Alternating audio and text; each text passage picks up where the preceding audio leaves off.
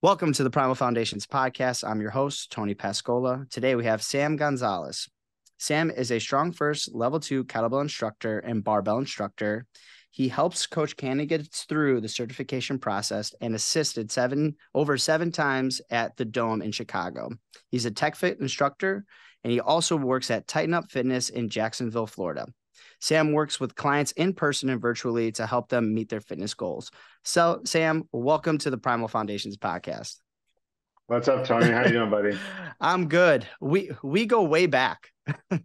Yes, I would agree. I heard you on Nikki Jorgensen's podcast that she put out there, Mm-hmm. and I'm like, what a small world. And that just got me thinking a lot about, like, man, I'm gonna talk to this guy, and it's been about 10 years almost. Yeah, 10, Yeah. 10 years. For those that don't know or didn't listen to the podcast with me and Nikki, we talked about Monkey Bar Gym Chicago and my first introduction to kettlebells and really like functional training. You want to talk a little bit about that gym and kind of your Yeah, toolage underneath John Hines a little bit? absolutely. So at that time, I was a personal trainer for 1 year. So I have a business background, and I was working for a supply chain company for many years for my transformation and before I became a trainer. And coming from like a background of like martial arts and stuff like that, when you get certified, you basically go into like that very prototypical mold of essentially like amateur bodybuilding, right? You got split days and you're doing chest, you're doing legs on one day, whatever, right? But when I was able to kind of book my roster with clients, there was always this constant thing that was like either they weren't super big fans of training that way, and because of my athletic background, I wasn't really a big fan of training that way, but I didn't know anything else, right? Since this early 2000s. So I wasn't too sure like that there were alternatives, right? So YouTube was just kind of in its infancy back then too. So there wasn't really anything to look. So one day I come home and my girlfriend at the time, my wife now, she says to me, she's like, "Hey, I recorded this thing about I saw on WGN News about this gym over in the South Loop, and it looked really cool." And there they are, they're doing the battling ropes and they're crawling and they're using kettlebells, which I was always super intrigued of before I even started that journey. And they're doing really cool body weight stuff. And I'm like, oh, I think this is the place I've been looking for. So I went to their open house and John kind of saw me and, had some muscles on me. So he's like, "You work out?" I'm like, "Yeah, I'm checking everything out." And he's like, "Well, can you do pull-ups?" I'm like, "Yeah, I do pull-ups pretty well." But then I had no mobility. I had no capacity to move. So I went from a desk job to becoming a meathead. So I was super stiff. And I remember I could barely lift my arms above my head. And he goes, "Oh my gosh, you can't even put your arms up there. Yeah, you gotta switch things up." And at first I was like, this guy's kind of like talking crap to me because I didn't really know who John was. Um, and so I joined as a member. And then I found it. That was like, this is the way I want to be able to do stuff. There's a combination of natural movements. It's teaching me kettlebells, which I always wanted to learn, but wasn't too sure how to go about it. And it was just unconventional. And ever since that time, I've been going unconventional for a large part of my training to keep my own personal training. And then I bring certain elements of that unconventional style to my clients. Yeah, almost the same story for me. I think I remember I was in my little small apartment. I had just graduated college. I was teaching, first year teacher, and I was like, I need something new because, like the same thing you, meathead, I'm hitting the bench, I'm doing my squats, I'm just hanging out in the gym. Nothing really, you know, it's kind of bland. It was vanilla, what it was. And Yeah. then I saw kettlebells, and it's almost the exact same thing. I Googled kettlebells Chicago, and the WGN clip came up on Google, and I was like, whoa, that looks super cool. But yeah, just like you, I went in there and I just uh, everybody. It's a really cool vibe, but everybody there, I would say there had to be like 10 people that started at members and then became like CNT, certified natural trainers. Yeah, And it was just absolutely. yeah, it was just such a cool gym. And just to be barefoot, I train barefoot all the time now. I don't know about you, Me but too. yeah, Me I too. train barefoot all the time. And even when I coach my classes, I'm barefoot, and that's the only way I can train. But I remember, oh my God, these people don't even have shoes on. Like, this is Yeah. really weird. This is very weird. Yeah, well, when you come from like the martial arts background, you're used to people walking around with no shoes on, anyways, you know. Mm-hmm. But it's not just for, you know, a lot of people think it's almost like novelty, and it's not. There's a lot of functionality and there's a lot of science behind it.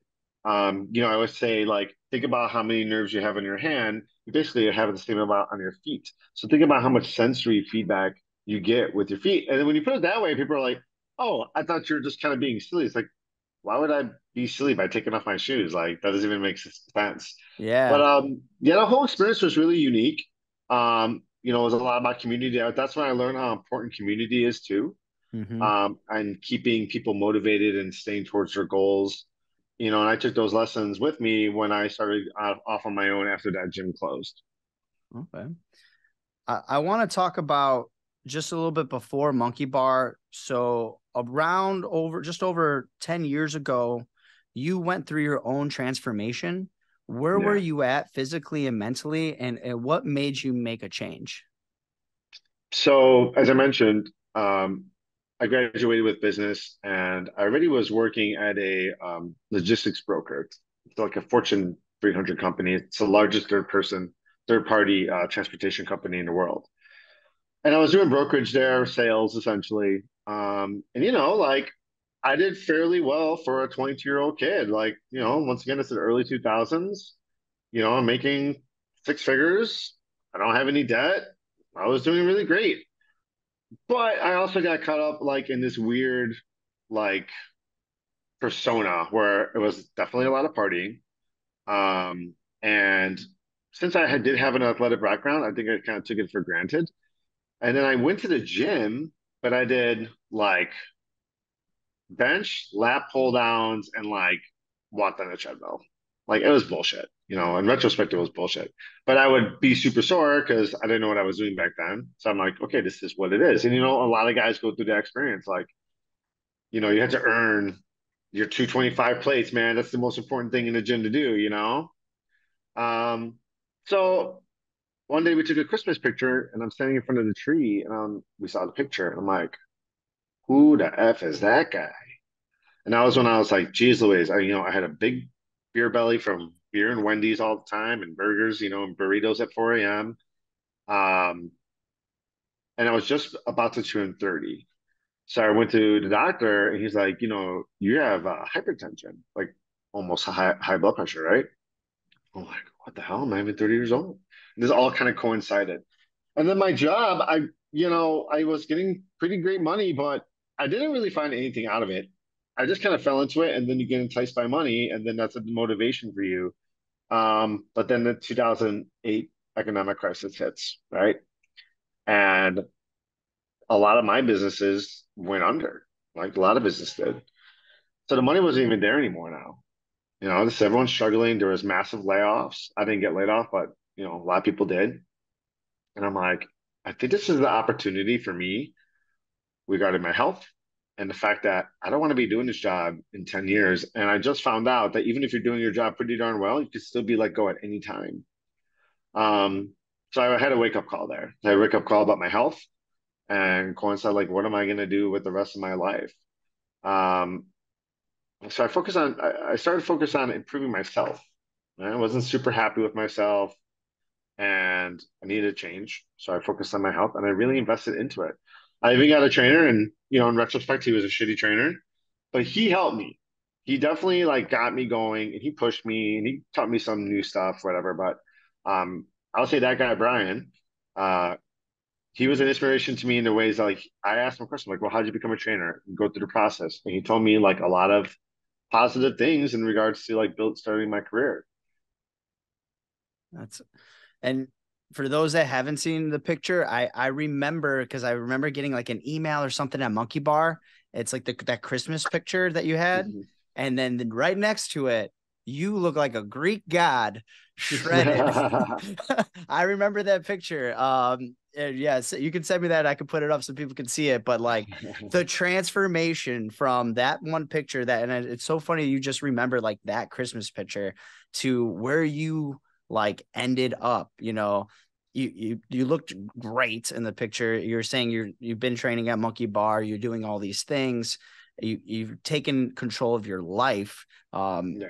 As you got to that point, what made you continue on that path of unconventional training, and what actually made you stick with this process?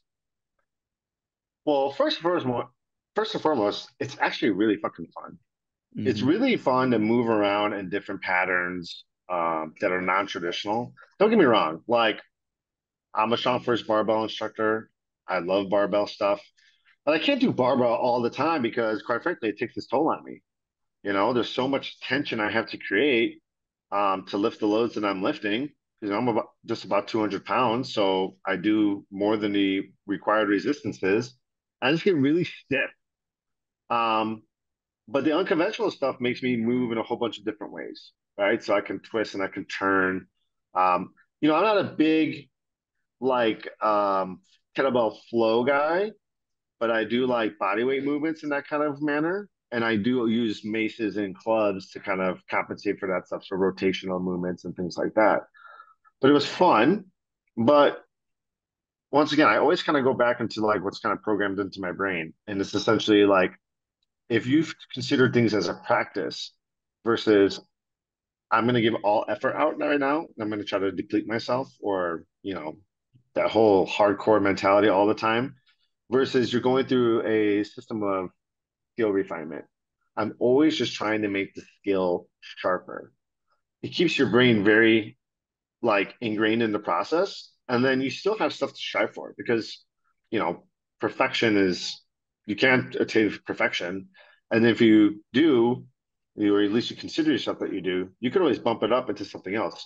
A swing becomes a single arm swing, a single arm swing becomes a snatch becomes a split snatch.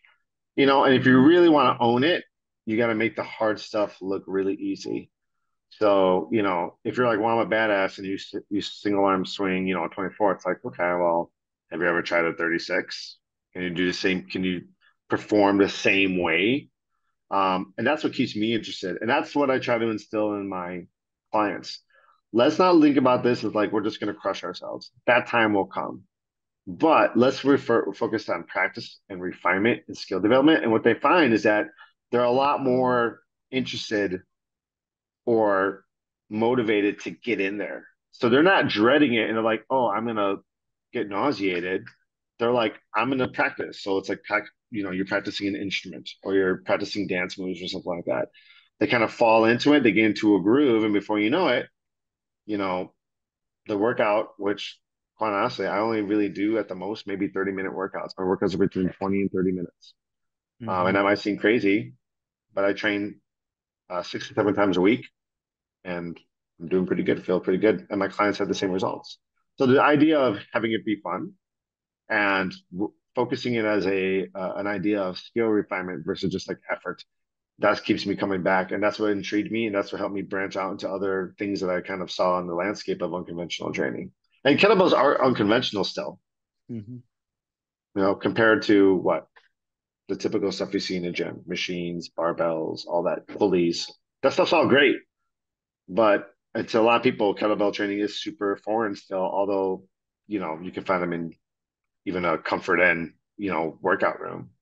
Yeah, you see them in the corner, and you look at, oh, they got kettlebells, and you go up there, and it's just like Yeah, 8 pounds. I'm like, what is this, the okay, doorstop? well, Yeah. yeah, right. So, they're ubiquitous everywhere, but in the matter like I'm trained in them and you're trained in them, if you're going to use them, you want to use them effectively. Yeah, and just the aspect, and I had Brett Jones on too, and he just talks about like the skill, the practice. This is a very long game. Yeah, There's certain people that spend their whole entire life focusing on, barbell squat, the deadlift, the bench press, and that's all they do. And yeah, some people look at training like for see our training program. Mine's very simple. I just got back into barbell over like after monkey bar. I really didn't touch a barbell for me a either. very long Me either. time. And I wanted to get my SFL with Strong First, one for myself to mix it up, but also for clients. If I'm training Yeah. clients, I want to make sure that I know what I'm talking about. And Hmm. now I really love using the barbell, and I'll go through phases of I'm Zercher squat, I'm front squats. and I can only do a front squat, either zombie or into that, Macarena.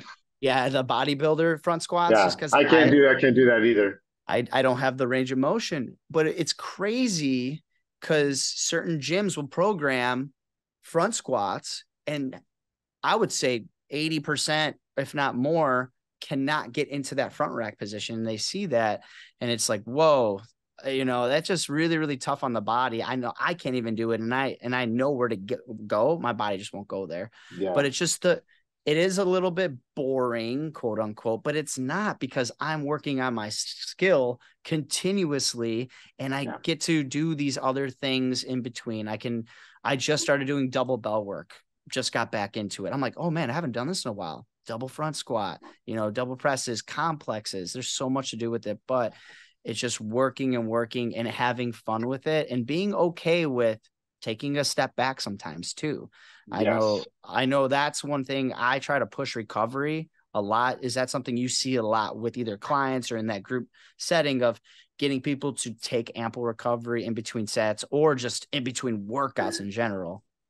Yeah, I mean, these are the problems that coaches who are in the individual coaching space or even a group class, especially because there's a certain tempo because it's an hour class, right? So you have to maintain some kind of tempoing.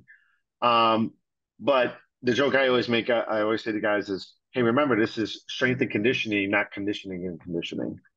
Um, but I'd like to say, and I still will say, that it's not their fault for not understanding exercise because, I mean, let's put it this way, and I know you've heard this before. People still believe in spot reduction. Like if I do sit-ups, I will lose my belly fat. Or if I do tricep extensions, I'll lose my grandma arm. People still believe that. People still believe that a pound of muscle is heavier than a pound of fat. I'm like, no, there's both a pound. So I just had that conversation 2 days ago, and I literally blew the person's mind. I'm like, a pound of feathers is the same as a pound of steel. And she's like, no, it's not. I'm like, yes, it is, right? But the densities. So we have to break all these old school habits. So like I said, I used to say it's not their fault, but we have the internet now. Come on, man. You can find anything out. Ask that question. But some people don't even know what question to ask. So that's us to us as trainers to be that source of information and give them the alternatives that they need to, kind of succeed. Um, when we're trying to get them to slow down a little bit, you know, in a group environment, this is pseudo competitive, right? And that's great because that does help people get out of their boundaries. But I think people just think that more is more, or more is better, excuse me, when in reality, only better is better, right? I'm only going to get better at things if I do them better. So, like, you can look at pull ups, for example. I did 21 pull ups. I raised my eyebrow really fast, right? Because at Monkey Bar, it took me over a year to get 25 clean pull ups in a row without coming off the bar. And I practiced a shit ton. And I was also about 20 pounds lighter then. And people are claiming that. I'm like, no, they're not. And what do you see? You see the flailing legs. You see just the protrusion of the neck. You don't see full range of motion. It's like, okay, well, I can be an asshole and critique you on that, but like, I could just say, honestly, you probably got about 7 really good ones, and after that, that's about it, right? So people are always asking me, how do you get better at stuff? It's not that you do more of it; it's that you get really, really good at it. And those principles are they're old principles. So if you like go back and you read some of those, John was really big. John Hines, Monkey Bar guy, founder, owner. John was really big on the old time strongman stuff. And Strongfirst is really big on that stuff too. And if you go read these books about these guys, I mean, their manuals are probably better, written in like 1900, are better than 99.5 of the stuff you see on Instagram and the fucking internet. Why? Because they're simple, they're practice based, they're strength based. And then they have things like Hindu squats and push ups for hypertrophy and just like burning the shit out of your muscles, but they're mostly just doing super heavy lifts. And that idea of like, if you can get really good at it, you can do amazing things. And that was one thing I learned from John when we used to do like things like levers and muscle ups and we would like flip over the bars and shit like that. That's all skill training. And I think that if people took the approach of working out of the equation, and what is working out? To me, working out means like I worked it out, like I exhausted it. I put it out of work. Versus let me give as much as I can give today, and then if I can repeat the same process multiple times a week versus being shattered to a million pieces because I destroyed myself, I'm getting more practice in now and I'm going to be better. And then I'll actually get the result that I want. That I'm telling myself I want, I'll get it that way. But, what's the definition of insanity? Keep on doing the same thing with expecting a different outcome. I think people are so trapped in the traditional mindset of what fitness is, that more is more. And it's really hard. It's like trying to break somebody out of the matrix. It's really, really hard. Yeah. Is it sustainable? Is it repeatable? Right. There's again, like you hit the nail on the head, is they're into this idea that more is more. And if 2 miles and I'm crushed, I should do 3. And then I'm going to be even more crushed. And that's going to pay dividends. Well, you're not going to want to do that every No, day, all no. the time. And it's just And you such know that a already thing. Yeah. because you've been through this cycle. So, if you're Mm-hmm. training adults, right? If you let's say like my demographic typically is about 35 to 55 years old. This ain't your first rodeo. You've done Orange Theory, you have done CrossFit, I did everything under the sun, you know, and you know that when you go hard, you crash and burn. But do you think that's the only option? And what I try to do on our online platform and then in person and individual sessions, and even in, well, quite frankly, anytime I coach, I try to instill that in people. And if you can catch their ear and get them, I always call it hit the believe button. You have to hit the believe button. Even when you're doubting what I'm saying is true, just keep on doing it. And then I was like, it ended up being correct. Because now I can do things. And like I said, 35 to 55 years old, you can't smash your body anymore. Chances are you've hurt yourself already, shoulder, neck, knees, um, and you're kind of ginger. You've been sitting down for 20 years at a desk job, and you think you're athletic because you go play men's league basketball once a week. Like you're gonna pop your Achilles real fast, buddy. But if you can find something and you're busy, right? You're super busy. So you don't have 2 hours to go hit the gym. You don't even really have time to drive to the gym, park in the lot, walk upstairs, wait for the teenage boys who are 7 deep on a bench press, or get into a class with 45 people where no one's paying attention to your technique. And then what happens? You tweak your back. Oh, I got to take the day off. One day becomes 3 days. That becomes a week. And before you know it, you're right back where you started from.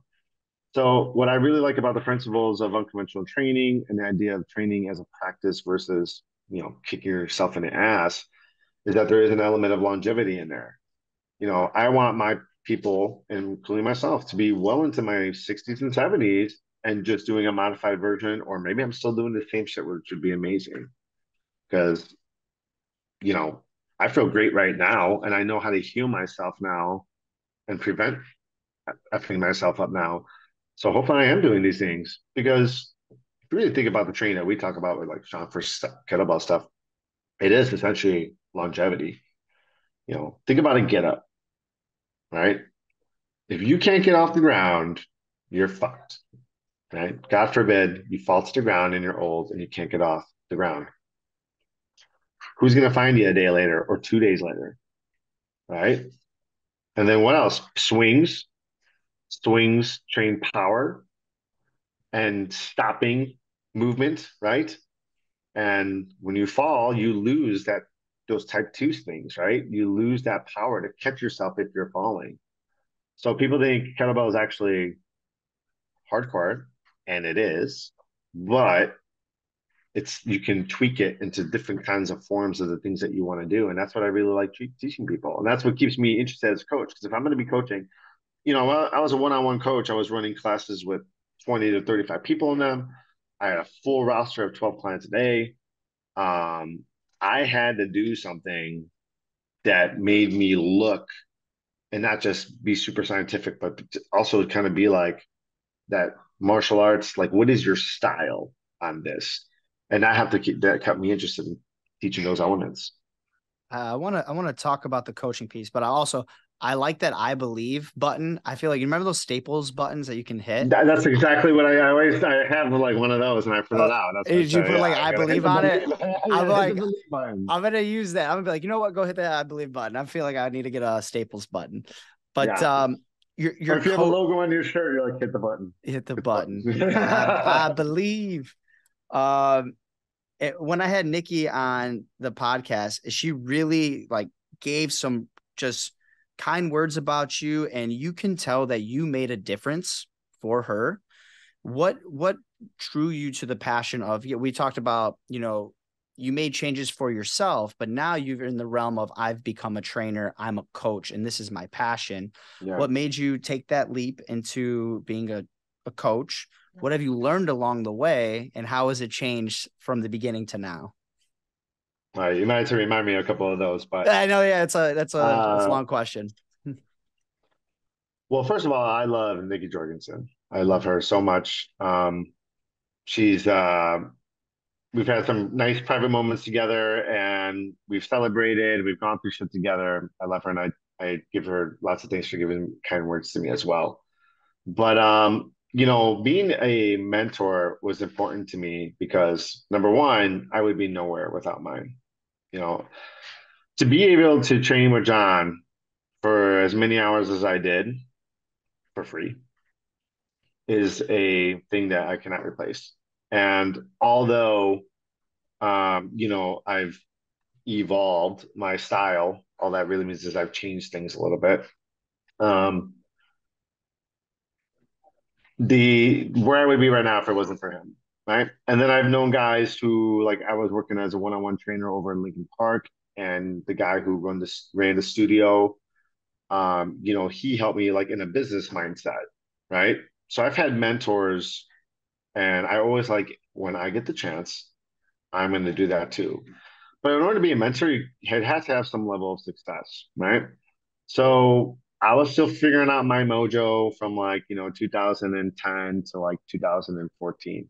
That's when I was doing certifications 2 times a year, going to countless workshops, reading books, watching videos, going to yoga classes, other gyms, and just trying to figure out like what do I like doing and how am I going to make it mine. Um, and then I started working at FFC clubs. So unfortunately, the studio that I was at, their lease expired, and he wasn't going to be able to renew it anywhere else. And had a baby on the way, my first daughter. I'm like, oh my god, like what the fuck am I going to do? I don't want to go to a corporate gym. Because I worked at Export for my first job, but everyone works at Export usually. Well, back then they used to. I was the behind the counter guy at the midnight shifts. Okay, so yeah, exactly. Yeah. So um, I started working there, and I immediately had success. And why? Because I took that approach that I learned, and nobody was doing what I was doing, and I know what I'm doing. And then I broadcast myself. I would work out literally in the middle of the gym, swinging clubs, swinging kettlebells, doing sit throughs, snatching, crawling. People are like, I want to train with you. So that was a great tactic. And I got really successful at that place. So I was a top trainer for every single year that I was there. I founded a group class that had a lot of elements of Monkey Bar that was called Faction, that had in a club of about 2,500 members. I had 110 of those members in my Faction classes. Saturdays were off the chain, 35 people in a class swinging bells, doing ropes, loud ass hip hop or dance music going on. It was that was one of the best experiences of my coaching. But I had a lot of success there, and I always wanted to pay it forward. And anytime that somebody came to me, and quite frankly, at FFC, it was quite a lot of coaches. Um, I said, listen, yeah, I'm just a guy who likes swinging kettlebells, and I'll teach you what I know, and I'll inspire you to kind of go and learn some more. And it worked out really well. Everyone who became essentially, you know, apprentice, I guess is the best word to say, or a student of mine, I like to call them students, ended up being a pretty awesome trainer at those clubs. They usually were one of the top 15 performers consistently. So, when I was a little kid, I wanted to be a history teacher. I'm a history buff. I love all kinds of history. And my parents were like, no, teachers don't make money. you're going to go into business and you're going to get a corporate job and you're going to stay there till you're 55 and you're going to die and retire or retire and die. Like that was like the American dream Whichever back then. comes first. Yeah, that's the American dream, right? And Yeah. I grew up in the 80s and the 90s, and you know, you were good if you had the job, at IBM for 45 years. That was what it was. But I hit that. My generation came out of that transition where you could be entrepreneurial, or there was other alternatives. Like you don't know any retired personal trainers because it's essentially a new job. Um, but I wanted to pay that forward. I wanted to make people successful. And I wanted to be a teacher, and now I am. So I took the element of me wanting to be a teacher in school and teach kids history, and I said, you know what? I've always wanted to be a teacher. Let me use stuff that I know what I'm doing, and I'm going to pass that on. It's because of the appreciation I have for my mentorship, and I've always wanted to do it, and this was my opportunity to.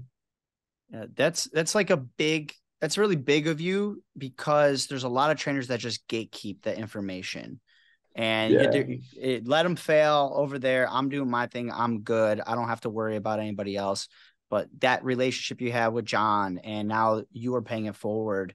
I had a wrestling coach, Coach Bukowski, Hall of Fame wrestling coach, and he used to always tell us, and this is one thing that stuck with me forever.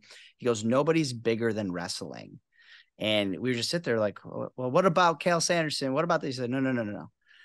Like nobody's bigger than wrestling. You can never give wrestling enough of you that it's given back. And so that's the same with like you in strength. Like you can never give this field, this career enough that you've received from it. And I think that's fantastic that you're that type of person that's going to take people under their wing and help them because new trainers, I mean, I was a new trainer at first. I'm like, I don't know what the hell I'm doing half the time. I'm just trying to make it and I'm learning as I go. But it's people like you and people that take the time to like help because they're the books like Ace, NASM, all these Yeah. things. They don't prep you for any of these things. It's really No. mostly it's Dude, connection. Yeah. I always say that certifications are essentially insurance. So Mm-hmm. you go to a gym, you're a trainer, you fuck somebody up, and they're like, well, he was certified. So Yeah. it's like, they did internally. That's what I always think about them as. Yes, they are good sources for general knowledge. Quite frankly, I think that the organizational bodies, they do more good than bad, but they're a racket. Like, why do you have to Yeah. get the same certification over? Like, how many times can you really change the squat? Like, I know that there's been a transference of information like since like the 90s, and there's a lot of education out there, but we live in the age of the internet, right? So do you need to get re-upped every single time to just prove that you know how to do a squat with somebody? I don't know. I don't think that's especially for somebody who's been doing this for like 15 years. Like it's getting kind of old, right?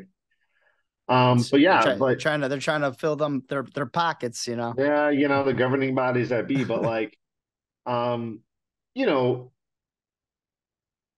being a trainer is obviously teaching people how to exercise, but if you don't even know the fundamentals of any kind of business stuff, you're fucked. If you don't know how to talk to people, you're definitely screwed. So, I like to say that I kind of gave them a model on how to like run your business, right? Because I had a familiarity with that because I worked for a large corporation. So, I don't want to say that career before I did was for naught because it wasn't, because it taught me a lot of essentially good business principles. Like the only reason I had a booked group of people is because when, we met and they didn't want to buy training, I kept them in the loop with emailing. And then eventually they were nurtured enough to be like, okay, I'm ready to go. And then those were people for clients for like 5 years. But like you said, first of all, people who guard their stuff, like, dude, you didn't invent pressing. You didn't invent this. You stand on the shoulders of giants, like Gil, right? Some of the most effective programs are like the Soviet era ones. Pavel talks about that stuff. Those are like 50 years old. Okay. People are still getting tremendous results, and everyone knows what those patterns are now. So why guard it? But yeah, I just think it's important for people to understand that if you want to be a good trainer, you got to learn some kind of marketing. You got to learn some kind of relationship skills, because you can be a great trainer and you could turn and burn clients, and that's not the sign of a good trainer. Um, if you can keep clients, and on top of that, you can keep on teaching them stuff. Like I had clients for 7 years, But guess what? They were always learning something because I always had something up my sleeve. I didn't stop my education with an ASM certification. And then I went to perform better one time. I met coaches. I went to seminars. I got specialty things. I dove in deep in my own practice to be like, oh, and then you apply it to some people in your group and you're like, okay, this is actually working. Like, fitness is kind of like, unfortunately, sometimes it's the daytime job for people who work at night. So you're a personal trainer and you're a bartender and whatever, man, you gotta make your money. That's cool. But there's a difference between people who take this stuff super seriously, like, and the ideas of like they're going to expand their knowledge or education, and they're going to give the best for their clients. Because you can go anywhere for a workout, but getting like a personal training thing, and they may be able to charge a premium for it. You know, you got to if you're going to be training your time for money, you got to make sure it's worth enough. Yeah, I mean, they can go like you said, like it can go anywhere. There's so many places. There's so many box gyms. There's so many group fitness classes. What's going to differentiate you from somebody else? Especially, I could go to Planet Fitness, right? And I could pay $9, or I'm gonna have to pay a You little can bit go on more. YouTube Yeah, in your house. yeah. You can go on YouTube in your house for free. Hmm. And you know are you going to learn stuff? I don't know. I know a lot of people that did like insanity and all that stuff, and they jacked up their knees and their ankles and their backs. That was a big trend.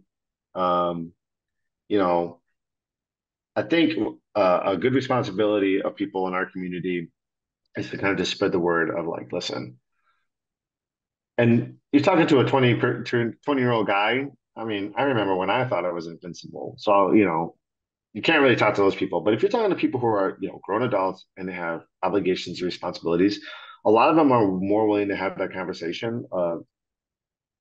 I know I can't do what I used to do, and I really don't want to do what I used to do. And my goals are totally different now than they were, you know, a couple of years ago. They're not so vanity based; they're more longevity based.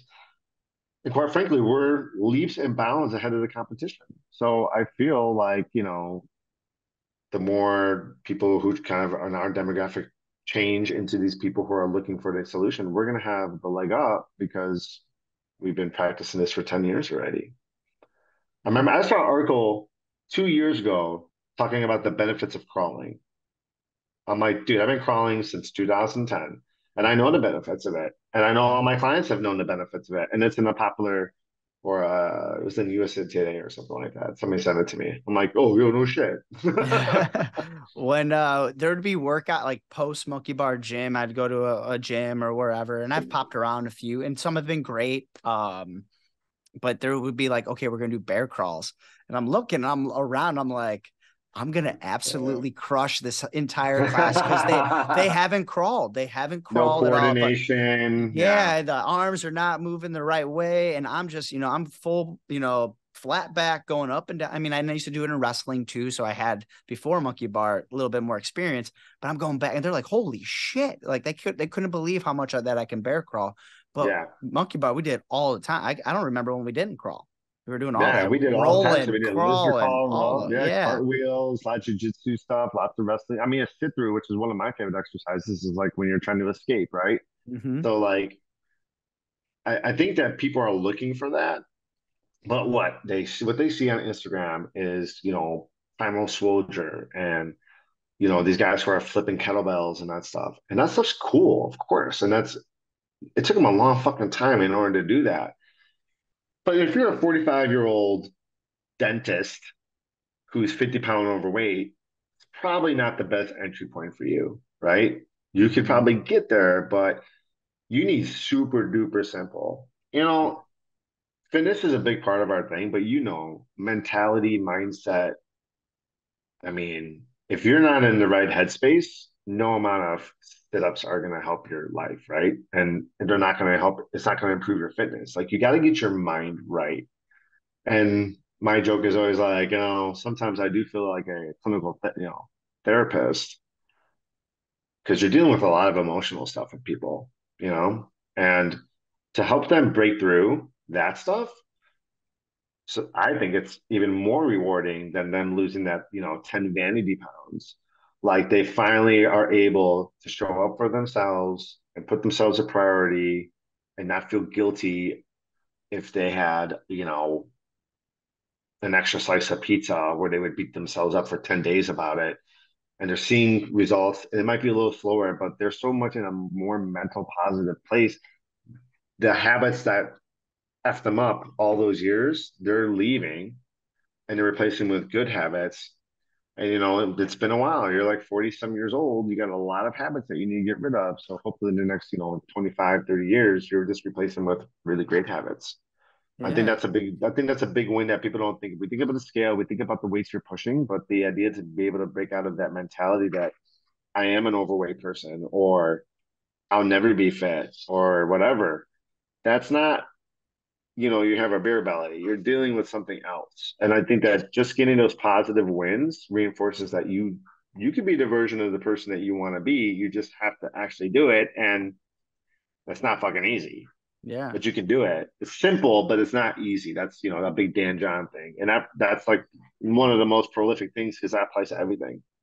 Yeah. And there's the reverse too, which I've seen every now and again, not as common, but people that are so into working out and this is their life now because they want to be fit and yet they're not in a good mind space. Like the No. headspace is not good. You can't continuously just prioritize your, like, okay, bodybuilders, whatever, you're doing that to be into this Yeah, that's a competition. sport. It's a sport, that's something else. But when you're just like average Joe and all you care about is working out and you're at the gym for hours a day and your life is, you're struggling in life because of it, that's an issue. I would, again, like you said, I don't care about the weight as much as like, how are you feeling mentally at this point and how is your life going? Because that's Yeah. ultimately the big thing. Yeah, we want to be healthy for a lifespan, but let's enjoy life too. We could be fit and enjoy life and not have this, this expectation of I have to look this certain way. And I think Right. I try to get away. Again, everybody's a little vain, right? I want to look good. I do. So that's one thing. However, I'm not stepping on the scale every day anymore. I'm not really checking my weight and making sure like, oh, can I eat today? Do I have to cut these? No, I eat. I try to, if I go off the bandwagon a little bit, have something, okay, it's not a big deal. Life will go on. I will train tomorrow. I will still eat good food, but enjoy life. Yeah. And yeah, There's no way, like you, hey, I like to look good on the beach. I'm in Florida now, man. I yeah, want to look the part. I'm a fitness professional. I want to look the part. But there's no way in hell I'm going to say no to having my pizza with my kids on a Friday night. Like, I'm not going to do that. Like, I'm going to enjoy that experience without feeling guilty about it. Right. yeah, I think what happens is that once again, we live in these extremes. It's like either you're doing something perfect or you're fucking going on binges like crazy. Like, you have to be able to find that middle because if you can stay in the middle for long enough, you're going to see the success. But we live in this, the society of instant gratification. And you can literally have anything show up in your door in one day from your phone while you're sitting, with your hand on your pants and your other hand on your phone. You can have anything show up. And then you expect that with fitness. And it's obviously not the case. So trying to break out of that mindset and just like you said, trying to work out too much, good, be healthy, be fit. But if you're not, you're replacing drinking with working out, right? exactly. You're using it as a compensation method, and it's not healthy either way.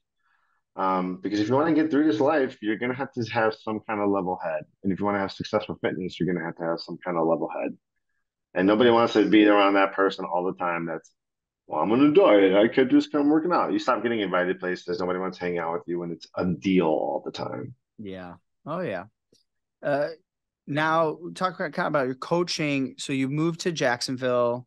You're doing some group classes at, is it Tighten Up Yeah. Fitness? Yes. Tighten Up. Titan, Not like tight the Greek Titan like Titans. like a Titan, not like Titan. Correct. Right. Just so I'll put in the show notes. Don't worry, people, not the same. But you also have kettlebell kickstart, and I really want to talk about this too, that this Facebook group, it's for strong and healthy parents Facebook group. So these are your Yeah. new ventures. So kettlebell kickstart is for who, and who's this Facebook group for? So Kettlebell Kickstart is it was kind of raised on the lessons that I actually learned during COVID. So like I mentioned, I had that group class called Faction at the club. It had 110 members at its peak right before lockdowns in Illinois, which went on for 4 months, right? So um, going onto Zoom and having 6 classes a week, and also my full-time roster online switch over. I was I know people who are playing video games all day. I was working from 6 in the morning till 6 at night on Zoom doing training and group classes. Um, but like a lot of things in retrospect, I thought everything would go back to normal. Well, things never really went back to normal, right? There's all the restrictions and people didn't come back and all that stuff. So it affected my business for sure. But I was thinking to myself, what did I learn in those lessons? When COVID came and everyone went into lockdown, it was the great kettlebell scarce of 2020. There was no fitness equipment. But now some of the people who have been training pretty regularly had some kettlebells, and some people were able to snatch some stuff up.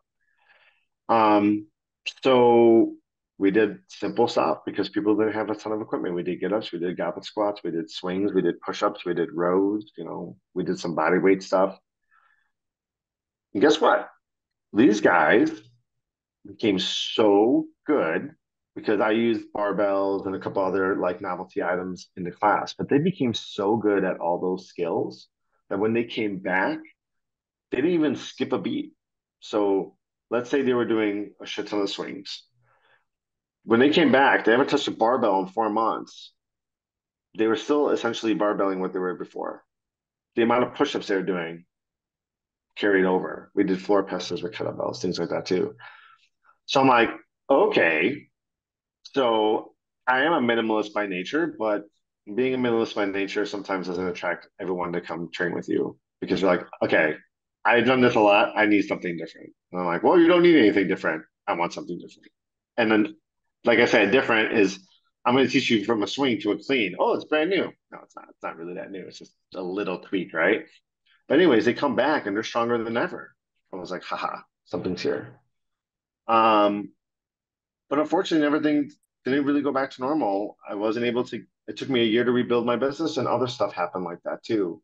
I'm like, this is not sustainable. I'm busting my ass, and everything's kind of being knocked out from underneath me from helping me really build my business. So we made the decision I was going to move to Florida. We were going to move to Florida. Um, and I came down here with a job actually working for a gym as a manager of 2 locations, like a personal training and sales manager. That lasted for about a month. I actually really the owner he was an amazing guy. The guy was super cool, but it wasn't my scene. And quite frankly, like I was like, yeah, not that I paid my dues, like so I'm above this place, but like it just wasn't the environment I wanted to be in. It was definitely super broy, right? Mhm. So like I'm not anti-bro, but like my principles are not sexy to those people, right? Which is not the culture that I was essentially cultivating at that club. Um, so I learned a lot of lessons. I took those lessons, and when I quit that job, I was kind of like, what the hell am I going to do? My friend and my former business partner, Vanessa Flores, who was also a coach at Monkey Bar, she just randomly called me. She's like, I want to talk to you. Like, what are you doing down there? I'm like, fine, did you call me? Because I'm thinking about going online. And I have no fucking clue what I'm doing. So, so we talked it over. Like, who do we want to serve? And we want to serve us. I don't want to say that I'm like a master, but like I've cracked the code. I've learned over the last almost 15 years how to maintain pretty high levels of strength, conditioning, body composition in a very minimal way that I know how to teach people who are in the same predicaments that I am. Maybe they're 20 pounds overweight, but they've got 2 young kids. They're carting them around to practice at events in school. They're working, they're managing a household, they have a lot of obstacles in order for them to reach their goals.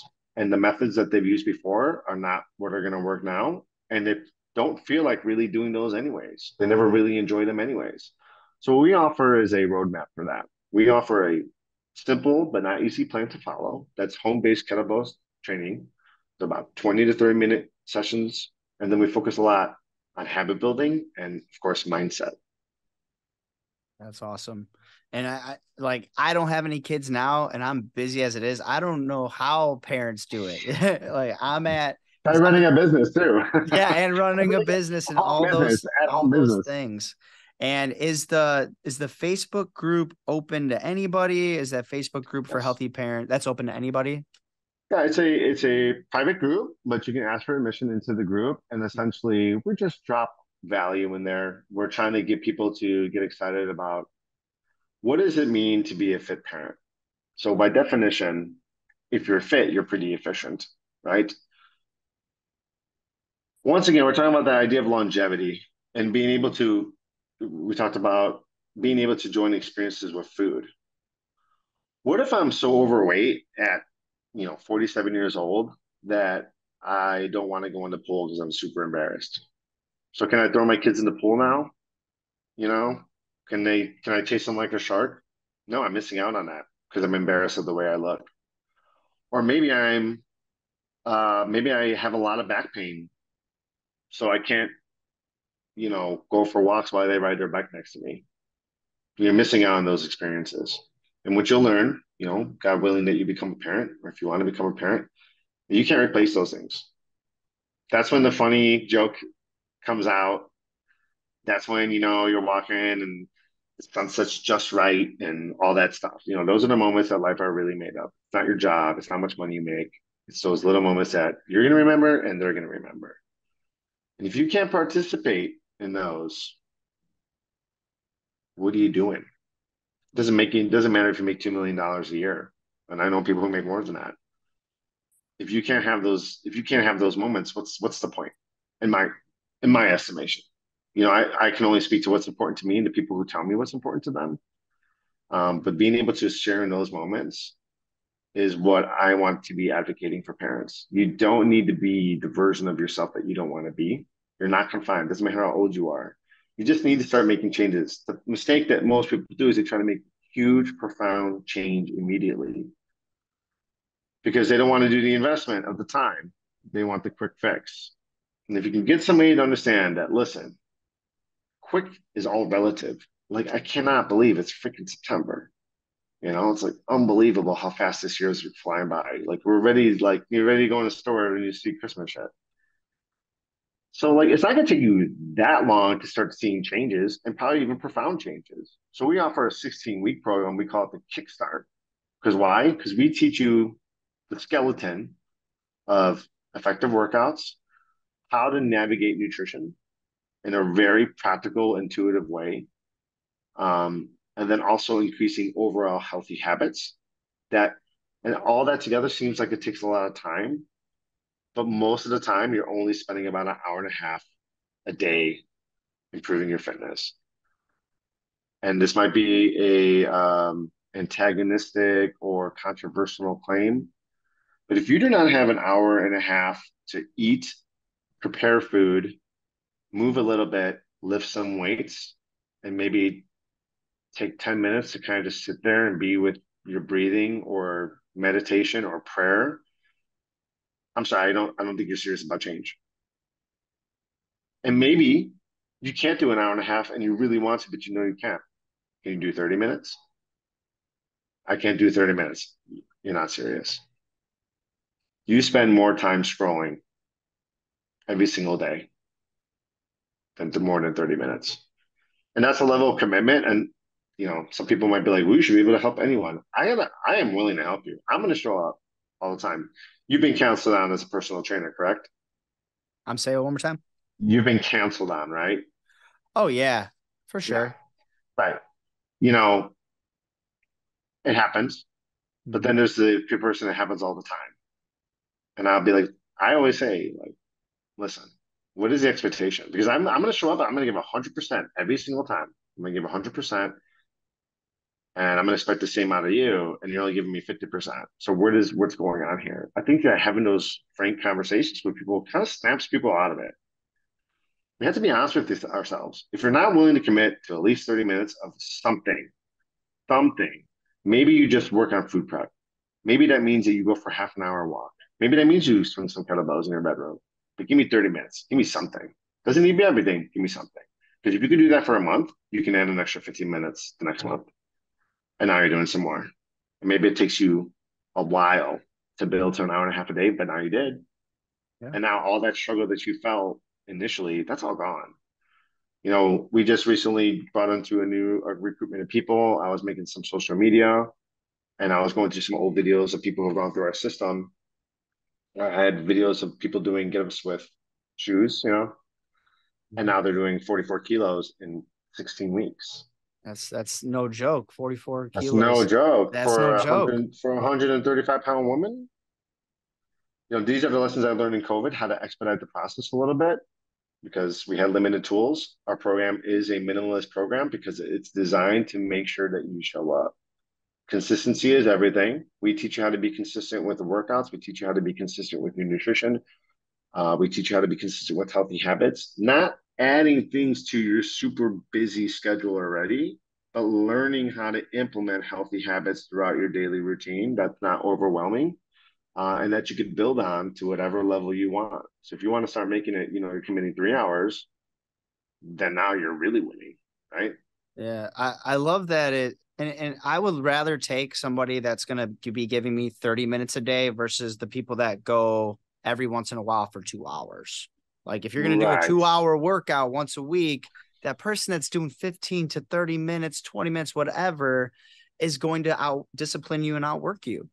Yeah. And that goes back to the fact if you're working out for 2 hours and you're really working out, you're gonna you're gonna be beat up and you're Yeah. not gonna train as much. And then like life is going to happen. Your kid's gonna get sick. You're gonna get sick. You're gonna have to travel for work. You're gonna have just a shit show of a weekend where you get nothing done and now you're backlogged. You gotta do laundry, you gotta go grocery shopping, you gotta do everything. And if you had to allot 2 hours, in 4 days, you're talking about 4 hours, like where the hell are you gonna get that time? But if you can swing some kettlebells in your living room or your bedroom, I am a professional trainer for 13 years. I have all the access. Tighten Up is a really cool club. They focus on traditional strength training. I have access to some toys that I don't have in my home gym. But 90% of my workouts are at home with a couple kettlebells, a couple heavy clubs. I use parallettes for body weight work and pushing work. And I get an effective workout every single time, in the privacy of my own home.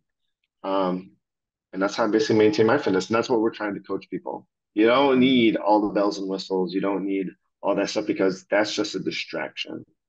It's essentially the problem of having too many options. Yeah, You that's a good know, point. That's a good point. if I have too many options, it's just as confusing if I don't know what I'm doing with one tool. So why don't I just master one thing? Bruce Lee had a saying is, I don't fear the man who knows 10,000 kicks. I fear the man who's practiced one kick 10,000 times. And if you think about that, that makes a shit ton of sense because he's going to land that kick no matter what. And he's going to know exactly how much to deliver. And he's going to know exactly where to kick you out to put you down. If you kind of reverse engineer that, if you can focus on a handful of things that have big bang for your buck ROI, like get ups, swings, squatting, push ups, calisthenics, um, core work, conditioning, which you can get with what, 4 to 5 kettlebells in your house. When you're a pro, you only need 3 when you start. I mean, you're winning on a lot of fronts. And I think probably one of the best things that I used to work out at gyms, I work out at my home, and my kids see me doing it, Mhm. and that's just precedent. Well, mommy and daddy exercise, right? We're very conscious about food. Another thing that Monkey Bar taught me a lot about was just where does your food come from? I was plant-based for 4 years, 100% plant-based.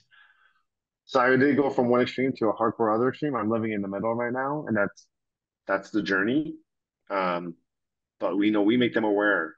Why do we eat certain foods? Why do we not eat certain foods? And there's no guilt or shame about it. It's just education, you know. Yeah. And if you can set the example, a lot of people did not have fit parents or fit people in their life as examples. My parents are boomers. That was a culture of everyone smoked cigarettes. Guys drank whiskey and red meat hardcore. And I love red meat, of course, but like, Mhm. the trope, you know what I mean? So they never went to the gym. My mom went to an aerobics class, back in the 80s.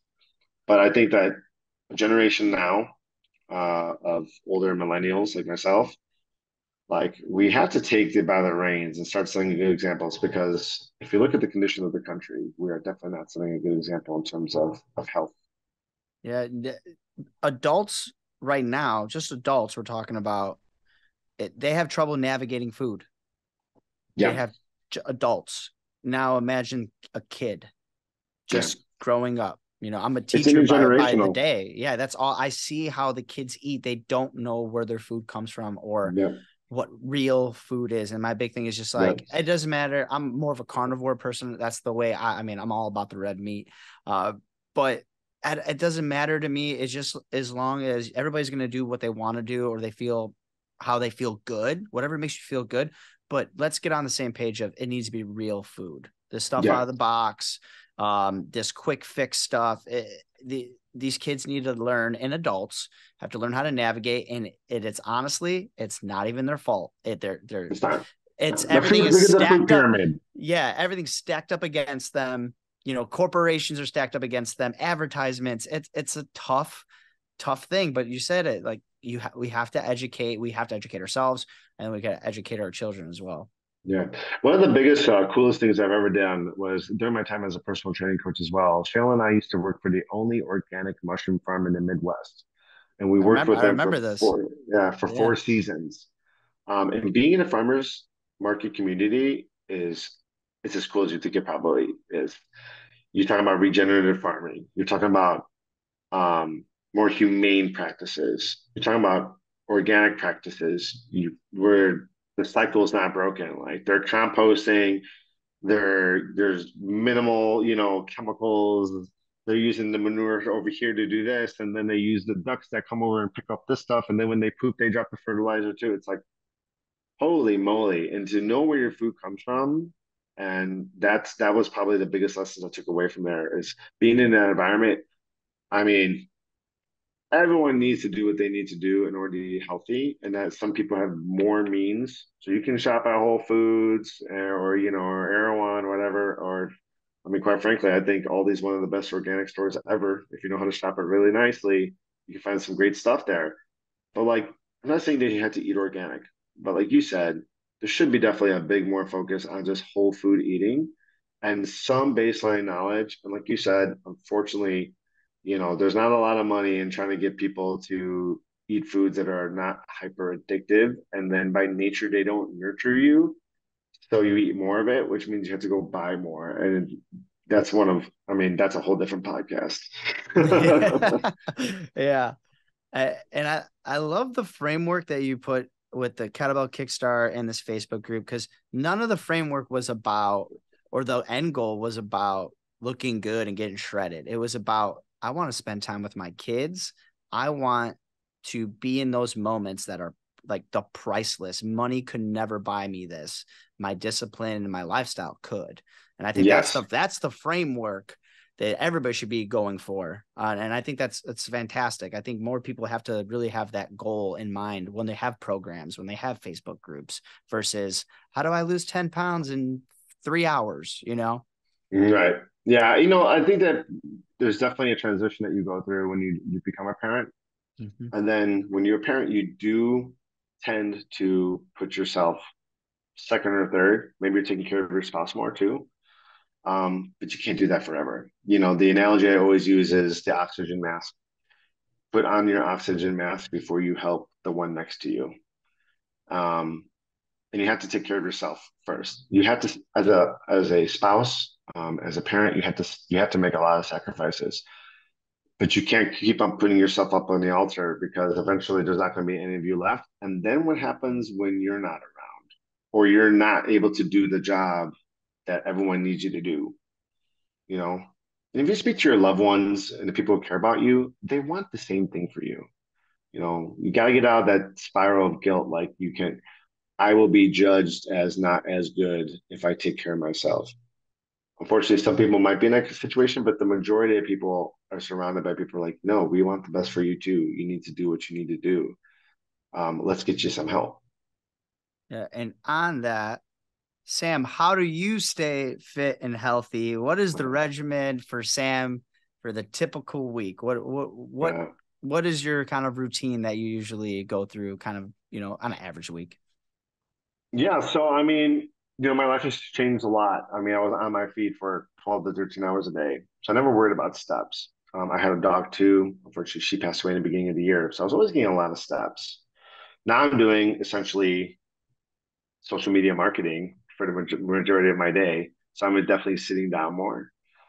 So I definitely watched my calories. So I don't eat a specific kind of diet. I basically only focus on trying to hit protein goals every single day.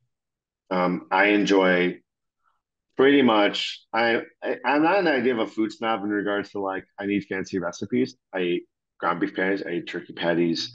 I eat breast chicken. I eat shrimp.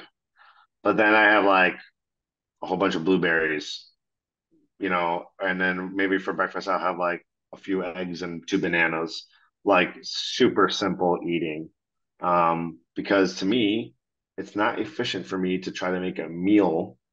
I just need calories and I need nutrients.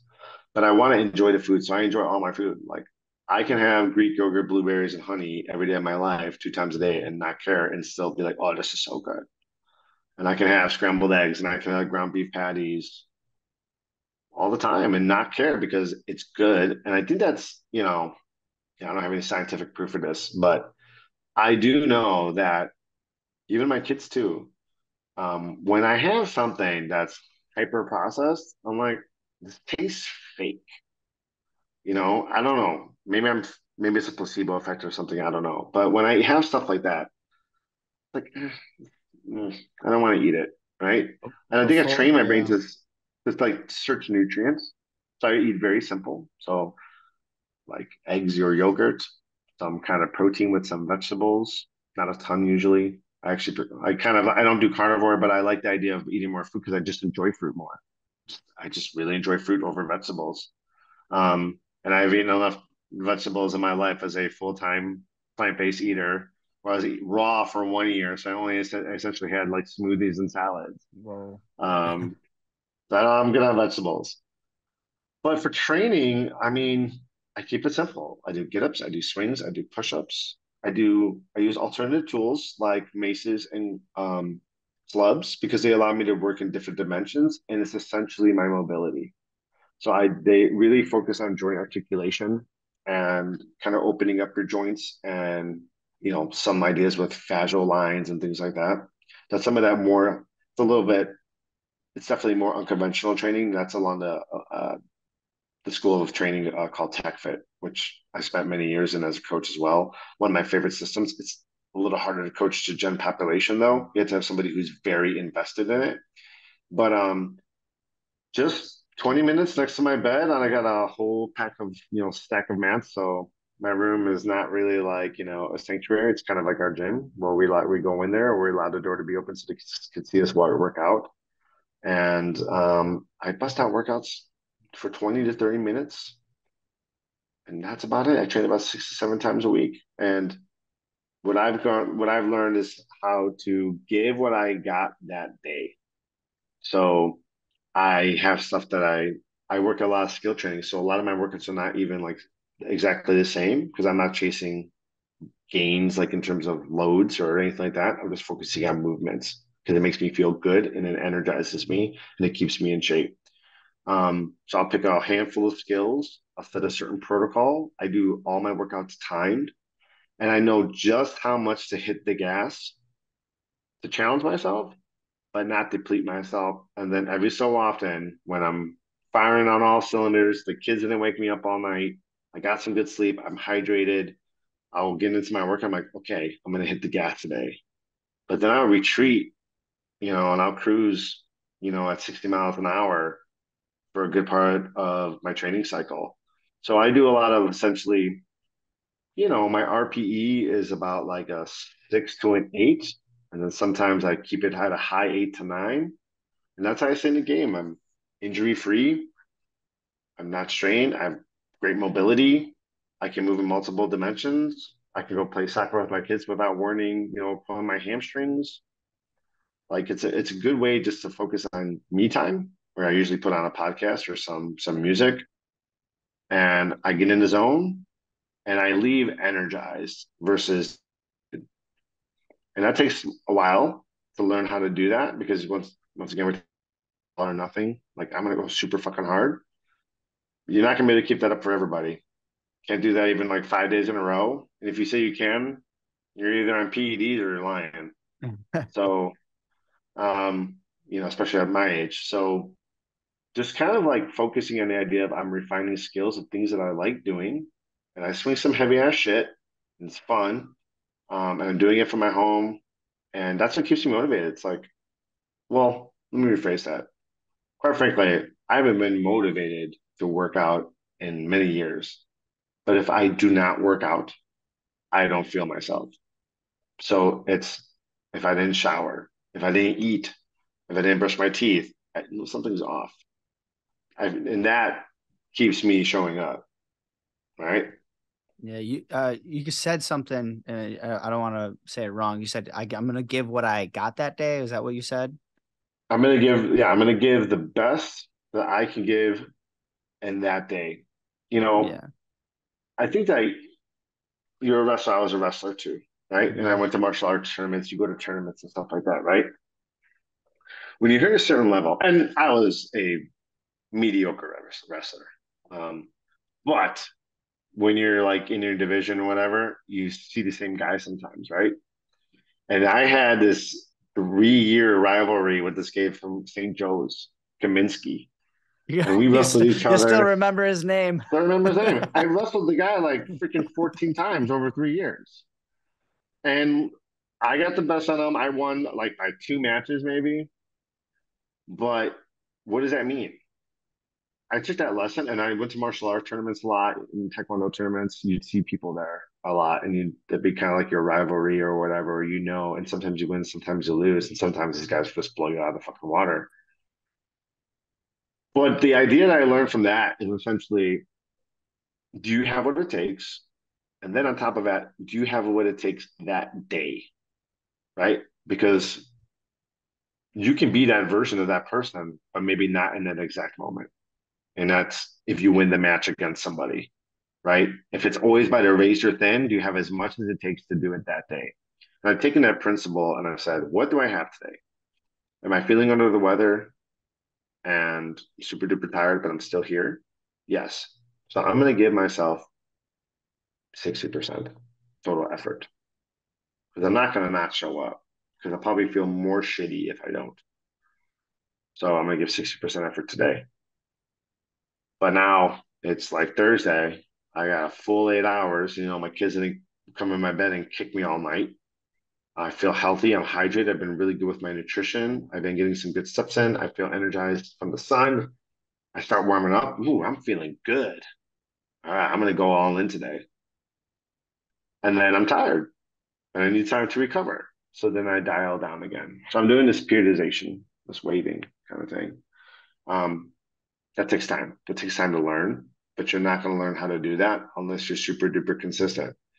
So if you can train, people, if you train 6 days a week, yeah, but I'm not trying to set PRs every fucking day. That's the big mistake. I know how much to give. I know how much to give, press the gas. And like I said, I want to be energized for my workouts. I don't want to be super duper tired because guess what? I still have to be a dad. I still have to be a husband. I still have other errands and I have to help with homework and I have to help with dinner and I have to do the things that every parent has to do. So if I'm like, oh yeah, I can't fucking breathe. Oh, my legs, I can't walk. Like, who are you being an asset to now?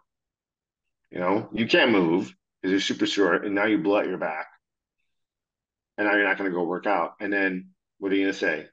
Jim, you should work out. Well, if I squat, I hurt my back. Hmm, is that really why? Is that really why if you squat, you hurt your back? Or did you do something stupid, maybe off of your ego on top of that, and that messed you up instead of taking a practical approach where you can give what you can give that day and be the best version of yourself you can do that day so to keep on showing up and get the results that you really want or that you're telling yourself you really want. Yeah, it's with food too. You feel guilty when you don't work out. You feel guilty when you cheat on your meal.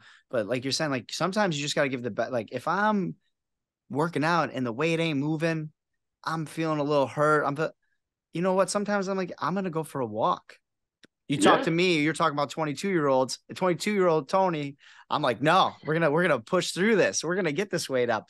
If it ain't moving for me now, you know what? I'm gonna work on mobility or go lighter and just practice the reps. And my default is that if I don't feel like doing anything in that day, or I really don't feel like getting that workout, I'll do some swings and get ups. And yeah, I'll start light to like a 20, 24 with some get ups. And then magically I feel great. And then I just want to do heavy get ups and heavy swings. And I walk yeah, away 25, 30 minutes later. It's like, oh man, I feel good. I accomplished yeah, something and I didn't even want to work out. But taking your foot off the gas, yeah, like you said, pushing the gas a little bit, but taking your foot off and knowing, okay, I need to take a break from this. This is not what I can give today. I'm only going to give this much. That's intuitive. That's intuitive training. right. That's going to keep you injury free. For people to connect with you and your Facebook group and Kettlebell Kickstart, where can they find you? Yes, we do most of our stuff on Instagram. So we're at Kettlebell Kickstart on Instagram. My personal page is Sammy J Gonzalez. It's mostly just pictures of my family and stuff like that. But on the Kettlebell Kickstart Instagram, we focus a lot on bringing value to you. So giving you sample workouts, teaching you some stuff about food preparation. We don't just pull what we do out of a hat. We listen to the interviews that we have with hundreds of people. We listen to our clients. We listen to the surveys of what people are getting out of our experience with us, and then also what they would kind of like to see. So all that content is derived for you to extract value from. So, and then you'll find some funny shit on there too, because if you're going to be doing a social media post all day, you have to have some fun with it.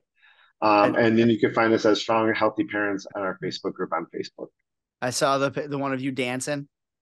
Yeah, the Exactly. dancing one. That was pretty funny. Yeah, I doing was a like, little okay. Backstreet Boy one. You gotta have some fun with it. Gotta get the views up somehow. You got to do now. You got to put some in sync in there. They're gonna come back together. There's a I reunion. saw. Yeah, I saw that. I ain't gonna lie, I knew how to do a couple of those choreographed dances. That was me back in the day. There you go. Some bye bye bye. Yeah. Well, Sam, thank you for taking the time and Yeah, dropping this was some good, Tony. knowledge. Yeah. Again, thank you everybody for listening to the Primal Foundations podcast, and we'll see you on the next episode.